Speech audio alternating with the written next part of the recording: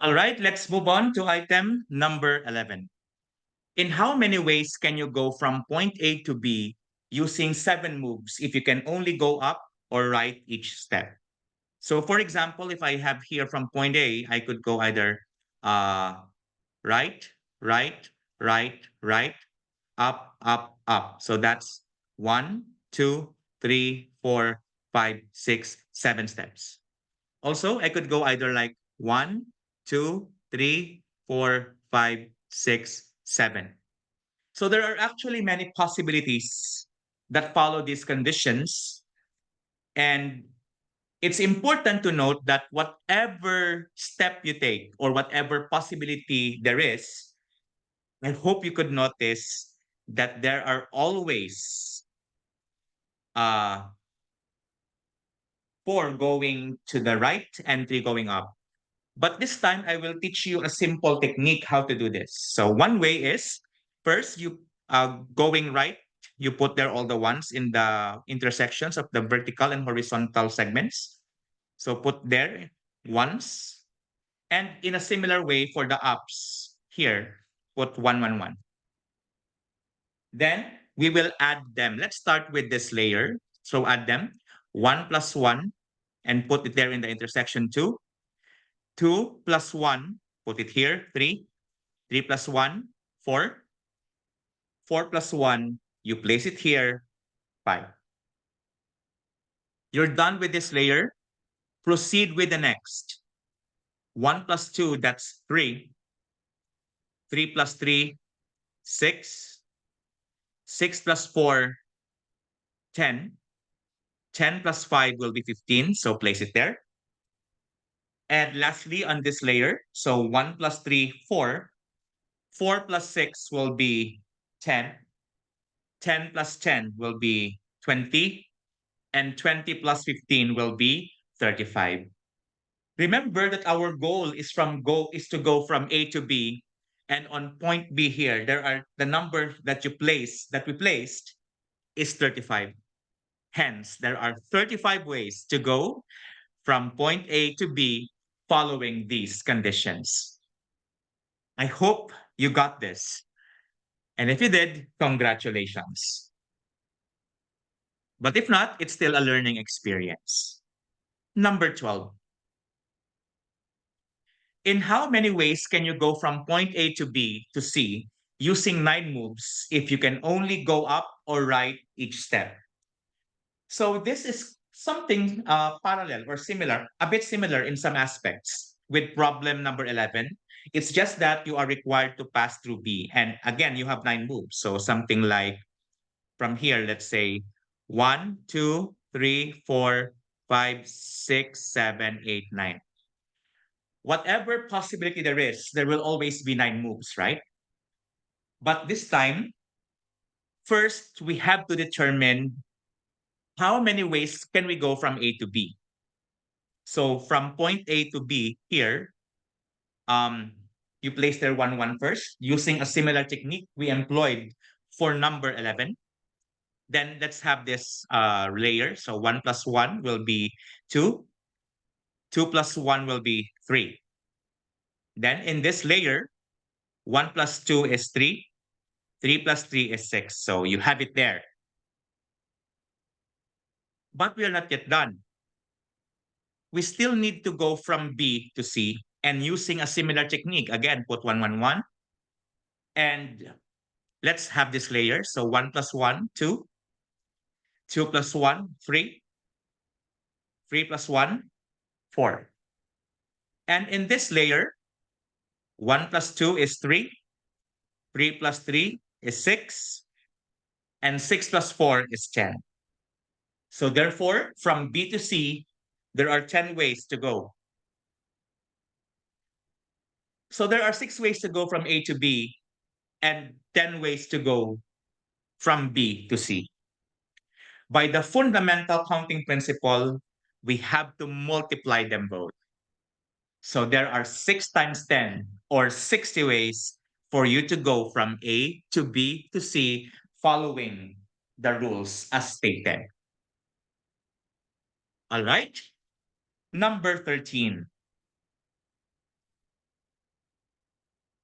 six-sided die numbered 1, 2, 3, 4, 5, 6 was tossed twice. In how many ways can you get an odd number on the first toss and a number that is at least 2 on the second toss? All right, let's do this. So from here, there are three possibilities on the first toss to get an odd number. That's 1, 3, 5. And for the second toss, we said it states there that at least 2. At least 2 means 2 or more. And there are 5 possibilities that satisfy such, which means 2. It's 2, 3, 4, 5, and 6. And again, by the fundamental counting principle, there are 3 possibilities on the first and 5 possibilities on the second. Then all in all, there are 3 times 15, 3 times 5, I mean, or 15 ways to have these results. So if you wish, you could have, say, 1, 2, 1, 3, 1, 4, 1, 5, 1, 6. You could have 3, 2, 3, 3, 3, 4, 3, 5, 3, 6, 5, 2, 5, 3, 5, 4, 5, 5, 5, 6, and that's 15 of them. 14. There are 2 six-sided dice numbered 1 to 6. When rolled, how many possible outcomes are there such that the product of the numbers that come out is even? Okay, so many of you might be tempted to do listing. It's okay, there's no problem with that. But if you are under time pressure, it's good also if we note of the rules that we could use for such. All right. Now, from here, we know that each die has 6 outcomes. So there are 2 of them. So 6 times 6 or 36 possible outcomes in all. Now, from here, we know that for you to have an odd product, both numbers have, take note, if you have whole numbers, 2 whole numbers, their product could either be even or odd only, right? So if you know the number of odd products, you could also determine the number of even products. But we have learned from our number theory that if for you to have an odd product, all the numbers involved have to be odd, right?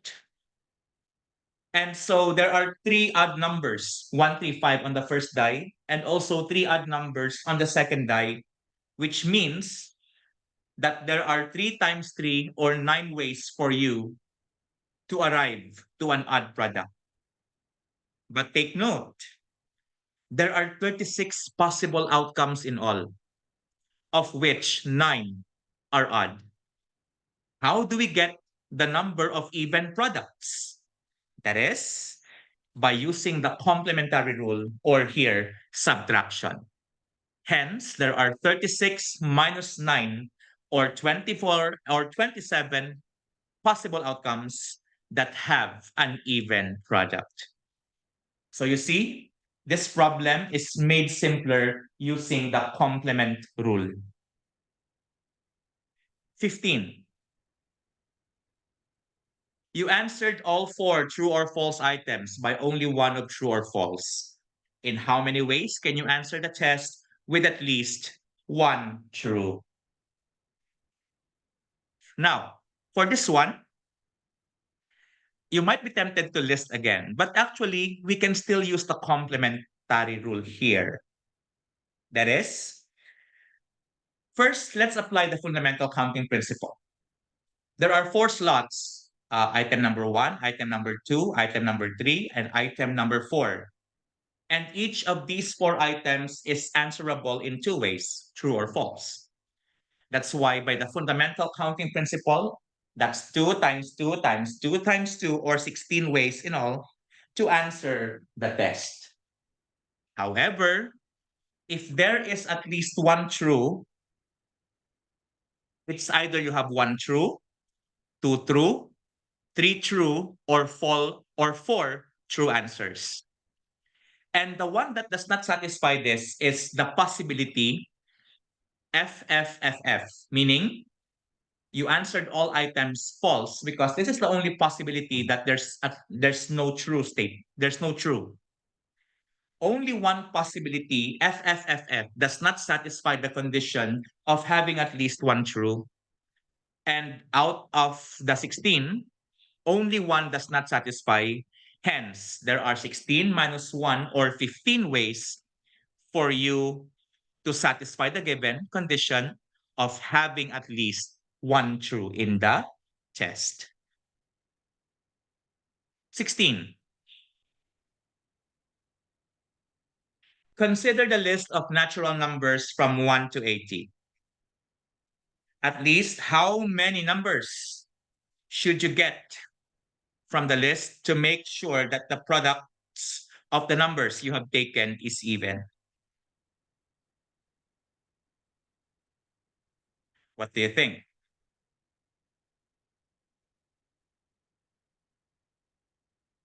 Now, again, we can utilize the fact as mentioned earlier in number 15 that, remember, for you to get an even number or an even product, at least one of them is even.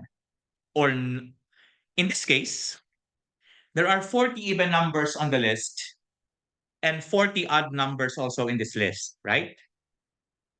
The odd numbers are 1, 3, 5, 7, all the way until 79. There's 40 of them.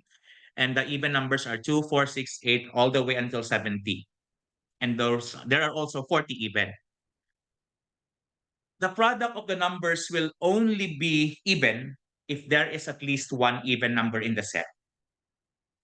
Assuming the worst case scenario, suppose you have to get all the odd numbers and there are 40 of them.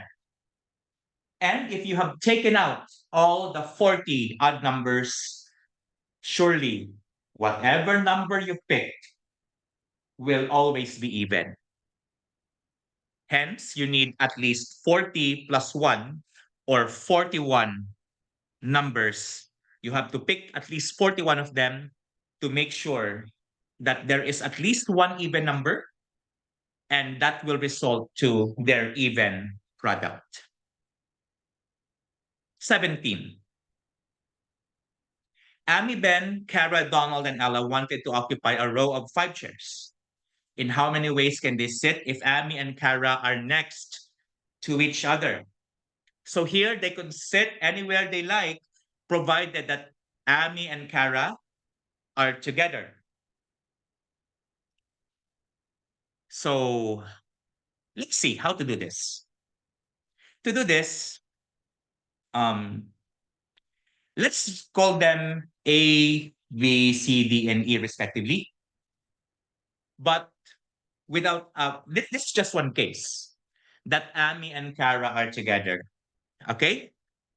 So since they are together, I will place a rectangle or let's say box them to indicate that they are together. And remember this as a principle, if they are together, then you have to count them as one slot only. Again, if they are together, count them as one slot. Okay? So how many slots are there? We have 1, 2, 3, 4. That's why there are 4 slots. And these 4 different slots can arrange themselves in 4 factorial ways. However, Ami and Kara can still arrange themselves in 2 factorial ways. And since order here matters, we have to multiply them. Here's a technique. If their order matters, multiply. But if their order doesn't matter, divide. Okay? So here order matters. So multiplying them, 4 factorial means 4 times 3 times 2 times 1 or 24. And 2 factorial is 2 times 1 or 2, which means there are 48 ways for this to be done. So the correct answer here is 48. All right? 18. Number 18 is related actually to problem 17. This time, in how many ways can they sit if Amy and Kara are not next to each other. And when we say they are not next to each other, there is at least one person who is sitting between them. Okay, meaning they are not adjacent to each other, or they do not appear consecutively from left to right without anyone in the middle of the two. So actually, we can still use the complementary rule here. That is, there are 5 factorial or 120 ways. That's 5 times 4 times 3 times 2 times 1, or 120 ways in all for them to arrange. I mean, assuming that they could sit anywhere, there are 120 ways only for them to occupy those chairs. However, if Amy and Kara are we have known from item number 17 or problem 17 that there are 48 ways for Amy and Kara to be seated next to each other. So how do we get the total number of ways that they are not seated next to each other? We do subtraction. Hence, there are 120 minus 48 or 72 ways for them not to be seated together. I hope it's clear with you. That's why the complementary rule is also very important. All right. 19. 10 people are competing in a race, and the first, second, third, fourth, and fifth placers will be awarded. In how many ways can all the winners be determined if 2 of them were disqualified due to doping? What do you think? Take note. If 2 people are disqualified, then this means that out of the 10, only 8 people will compete for these 5 awards. And since we have specified the places, namely first, second, third, fourth, and fifth, so order here matters.